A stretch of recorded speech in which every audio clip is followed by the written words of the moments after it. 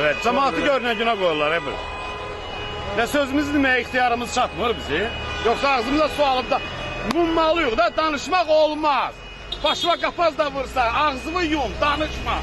Mən nə eləyəcəm, sən kəs səsini danışma. Niyə? Niyə haqqıtalı mənə dil verib, ağzımı açım, beyin verib. Yoxsa bu dünyada, bu dövlətdə düşünən insanlara yeri yoxdur, değil mi? Qaçaq gedək hamı.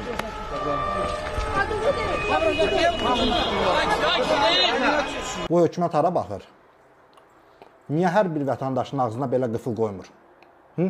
Hara baxır? Dərhal qanun qəbul olunmalıdır.